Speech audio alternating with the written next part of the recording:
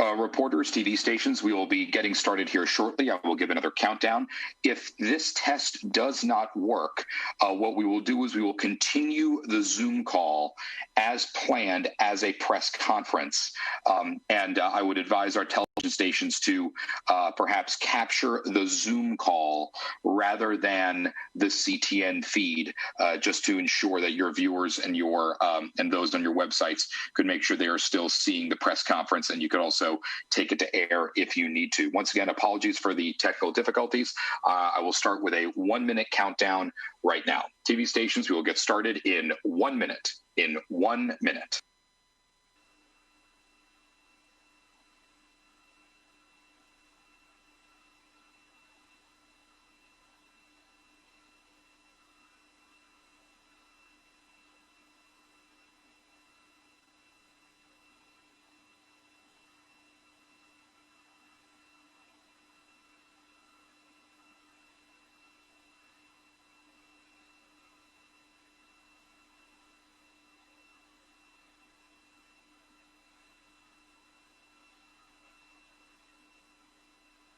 Thirty seconds. 30 seconds.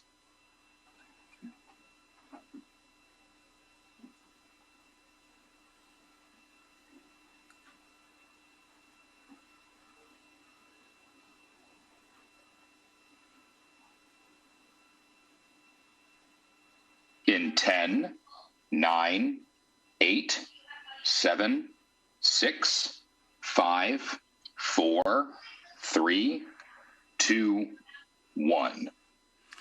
All right, everybody. Sorry about the technical glitches. As they say on Broadway, once again with feeling. We're back with Josh and Paul and Commissioner Miguel Cardona, since we're going to be talking about schools. And very pleased that we have Dr. Suzanne Lagarde here from the Fairhaven Community Center, since we will be talking about testing as well. Let's go to the COVID Daily Summary, if we could. What you see here is 3 days worth of numbers. I think a couple of things strike me. One, 4.8% positivity. That's a little less than we were used to last week. Don't jump to any conclusions, but our average positivity has gone on a weekly basis from 5.8 to 5.5. I think you are going to see it bouncing around. I do worry that the upward trend could continue. Hospitalizations, 27. We had 60 in a 3-day period last week, but let's watch those numbers carefully as well. I think you know why. Fatalities, 43. 3 million tests. We have now done 3 million tests. It took us 5 months to do the first 1 million tests. It took us 1 month to do the last million tests. And that means we're doing everything we can to get ahead of this virus, test those most at risk, go to our nursing homes, first responders, and each and every one of you on a broad base so we can figure out how we stay ahead of what's going on here. And that's why I think the testing is very important. We'll talk about that in a minute. Next up is Step Up Connecticut. Step Up Connecticut reflects the fact that last time when we got hit, which was in that spring period, we were worried about material shortages. We were worried about masks and gowns. We were worried about hospital beds. We were worried about lab capacity, so we'd be able to do more testing. I think now, here we are, some months later, we've got the masks and gowns and PPE and stockpiled. Our hospitals are in pretty good shape there. We know we have the ability to expand bed capacity. When it comes to testing, you've seen that we're now at over 200,000 tests every week and able to ramp that up with one severe caveat, which I want to talk about, and that's people. So what Step Up Connecticut is an opportunity for you to go to ct.gov, Step Up Connecticut, and step up, because we could use your help. Look, we have we're sending all of the colleges home, something we had anticipated. That means there will be a lot of college-age students. Look, you can binge watch Netflix for 3 weeks, but we have some other ways that you can really be of assistance helping your entire community get through this pandemic. One, when it comes to hospitals and the fact we have a lot of doctors and nurses, many working a double shift, get some exhaustion. any healthcare experience at all, please go to Step Up Connecticut and see if you can step in and help us out in a whole variety of different ways, depending on your skill level. Same question when it comes to supporting our testing sites. As you know, people are waiting in lines, and those lines reflect the fact that more and more people want to get tested. We have the lab capacity, but we are trying to expand our capacity for people to take the swabs and expand the lines we have there as best we can. And the way we do that is with more people. We need you there. You can help administratively. You can help with the swabs, help manage what's going on there. Go to Step Up Connecticut. We could use your help. And finally, it's our schools. And as you know, when it comes to our schools, right now, we're finding that if schools have to close, the reason generally isn't due to high positivity in the classroom. In fact, the positivity rate tends to be lowest in the classroom, but it does seem to reflect the fact that sometimes staff have to quarantine. You have teachers who are older, teachers with a pre-existing condition, and those are the places where we need people to step in. So again, if you go to Step Up Connecticut, what you can do there is find if you have a teaching or social work or a general love of kids as a senior in college, we may be able to find you paid work at some of our schools. Look, it'll be an experienced teacher who's perhaps quarantining, zooming into the classroom, and you can help out in the classroom. Social, emotional, tutorial, and keeping an eye on the kids themselves who are there. Those are just 3 ways that you can help out Step Up Connecticut, volunteer as well as paid jobs. Look forward to seeing some action on that site pretty soon. Let's go to the next one, Max. As we come up to the Thanksgiving Day on Thursday, I thought this was sort of interesting. We did an analysis. If we said, look, if you have no more than 10 people at your table, and they're not all people you know. These are not necessarily from your immediate family. Maybe it's a friend of a friend. If it's a random group in Fairfield County, you've got a 24% chance that one of those people is infected. New London County, it's only 14%, but don't get overconfident there either. I don't say this to scare you. I say this so you understand why we've had a limit of 10. I say this to remind you why it's so important you keep your particular cohort, your immediate family, this Thanksgiving. That'll mean you have a much better chance for Christmas and Thanksgiving next year that's safe. And by the way, if it's 20 people around that table, you can take these numbers and almost double them. You can see why we're trying to be so cautious when it comes to the Thanksgiving holidays coming up. This next picture is just a odd one, but I was amused by the fact that small turkeys are selling like hotcakes, I guess was the old phrase. With smaller groups, 4, 6, 10 around the table, we don't need the big turkeys, so you're going to find that smaller turkeys are what's selling right now. Maybe a trend for the future. And finally, I just wanted to showcase this headline from the New York Times before getting Suzanne Lagarde on. This just reminds us that, look, you're all getting tested. Folks coming back from college are getting tested. And a negative coronavirus test doesn't mean, yippee, I'm home free. Far from it. We strongly tell you, you got to continue to wear the mask, especially if you can't social distance. Do both if you can. I know this is tough. I know we got to do this for another couple of months, but it'll make a world of difference. With that, Suzanne Lagarde has done amazing work at the Fairhaven Community Center, doing yeoman's work in getting more people tested. And she has an amusing story about some folks who stepped up to help make that wait a little more pleasant. Suzanne? Thank you so much, Governor. I just want to tell your viewers how grateful we are to you and the state for supporting our testing efforts. Ever since the spring, we've been testing out in the community with support through the state with CARES dollars, testing high-risk, vulnerable communities.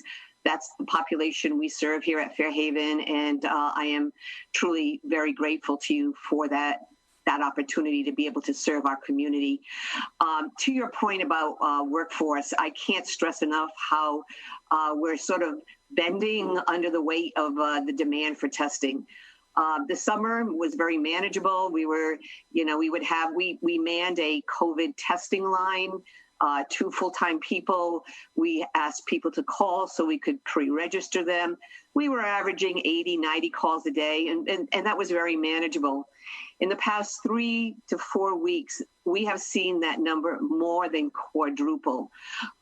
We have welcomed walk-ins, but with that, we're having lines that literally go around the block.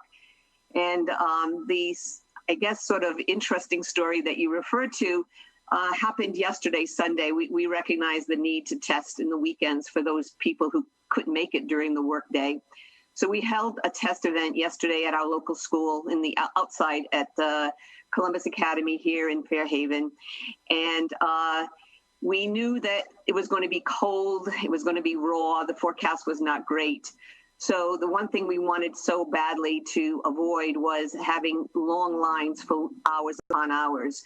So when we got there around 8 in the morning for a 9 o'clock start, there were well over 100 people already in line, but we came prepared with literally 20 people for that one testing event. We had 4 people signing up patients, 4 people swabbing, but then we had people working the line, giving them phone numbers to call. We had people inside taking those calls to register them so that when they got to the front desk, all they had to do was sign in.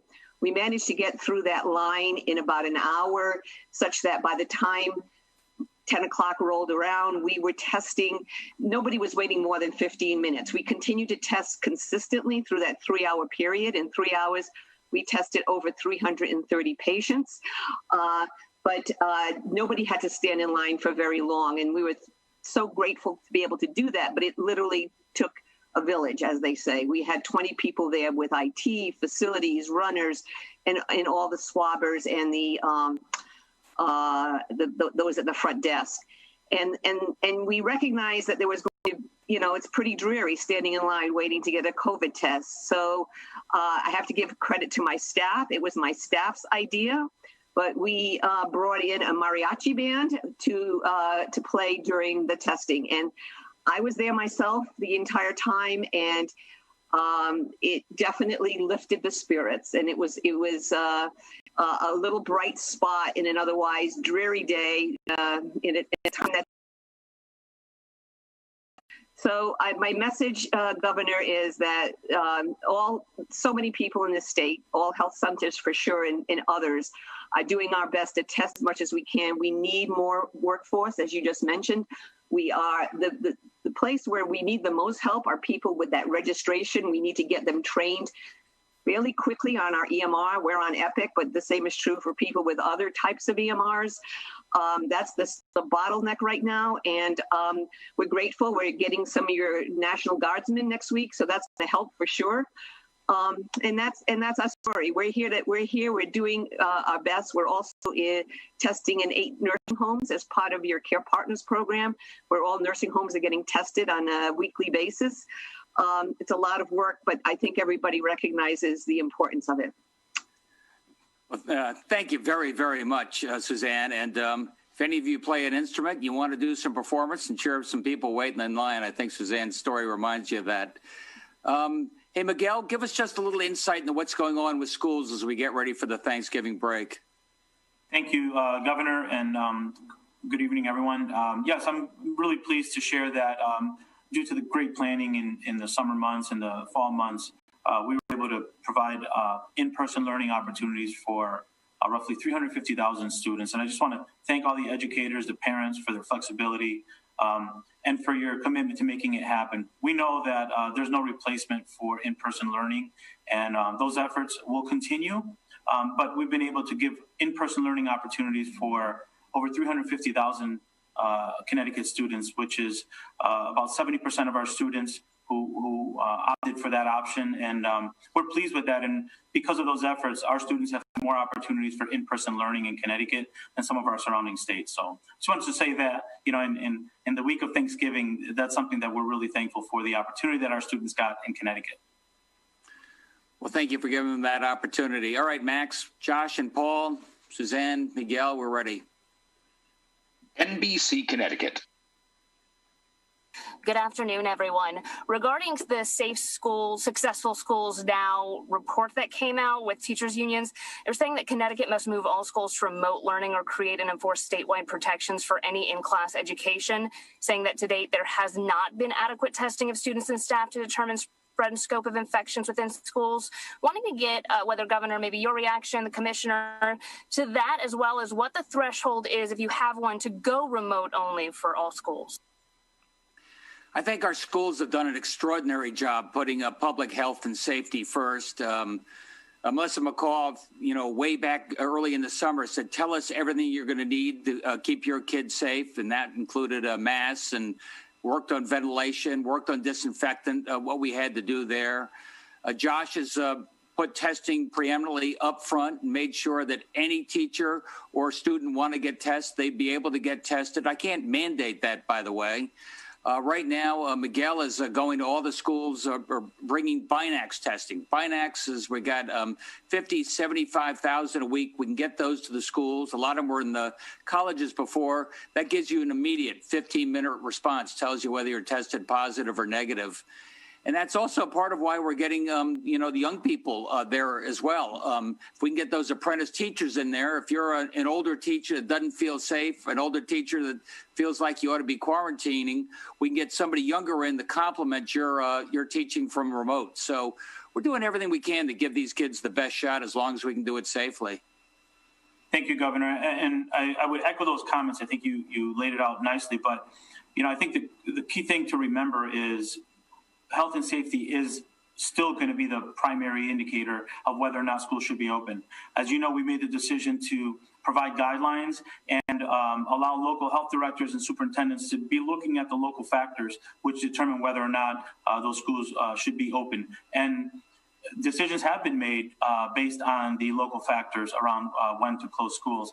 So I don't know that one universal number is the best way to approach it. In some cases, the community spread is greater than in other cases. So we need to let the experts at the ground level that have the experience looking at what's happening in their communities make the ultimate decision.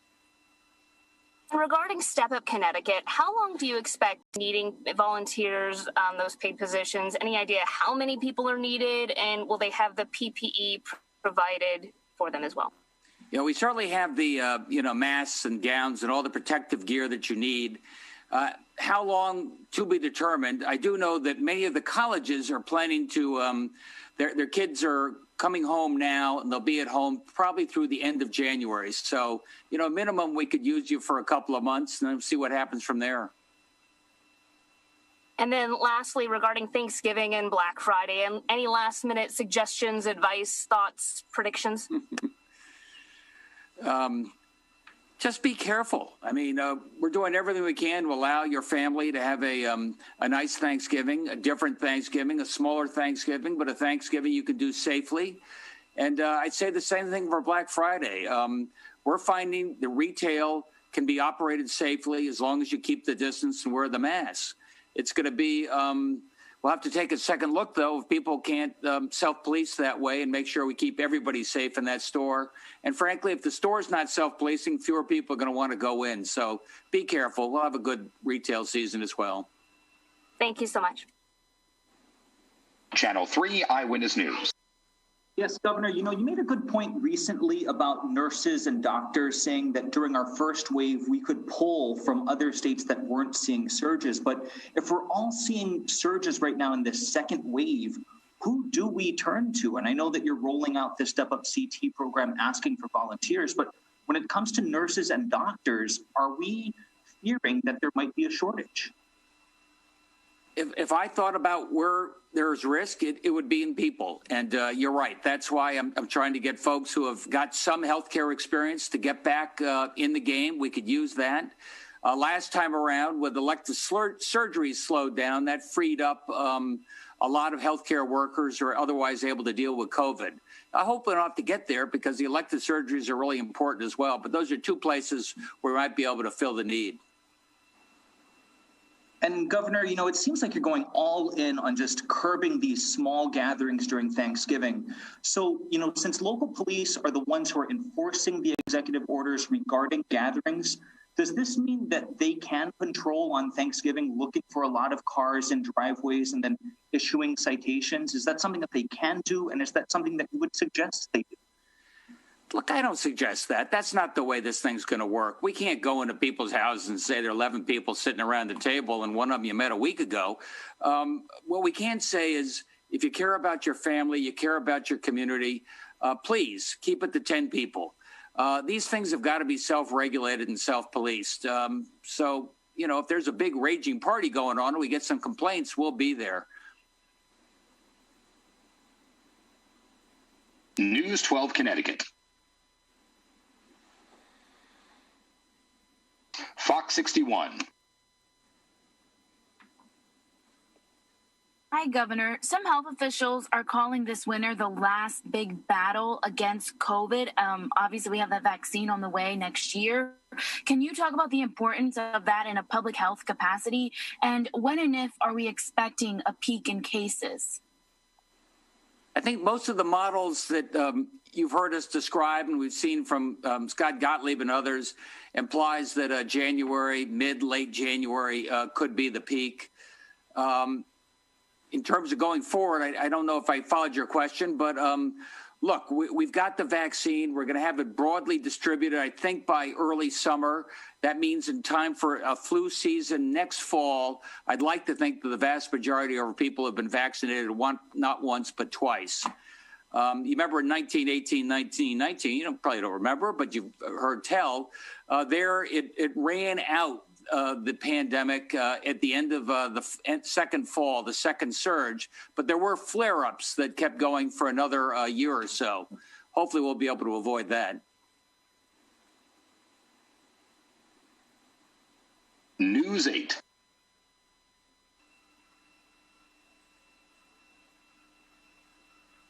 News 8. WTIC 1080 News.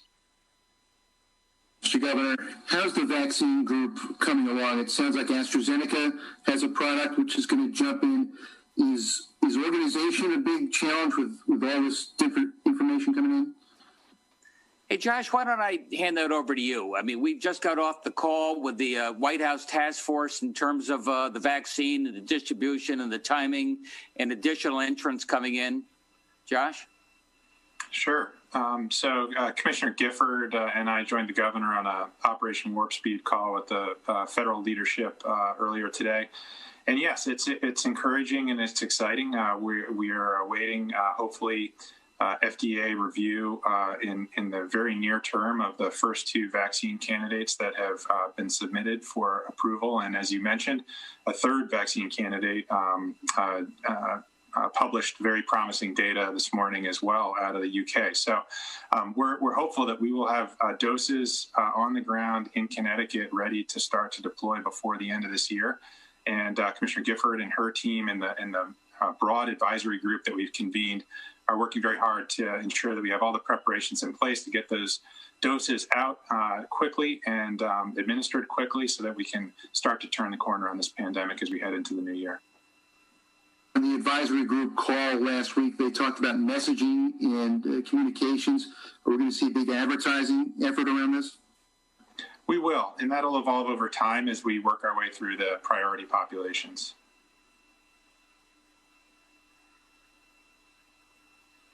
Connecticut Public Media.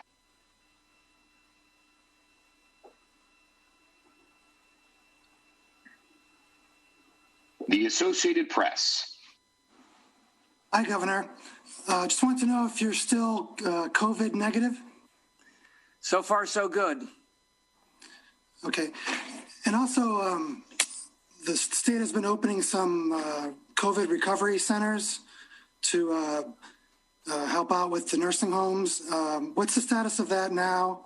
And how many COVID recovery centers do you think will need to be opened?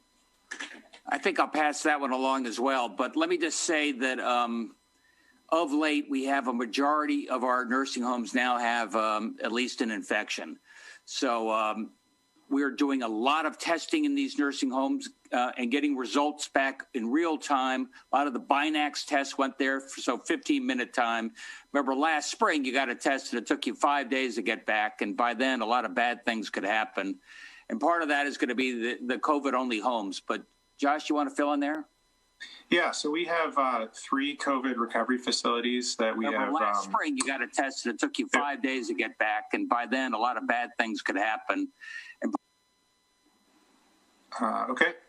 So yeah, to answer the question on the COVID recovery facilities, we have stood back up 3 of them that we had put in place back in the spring surge. We've reactivated those.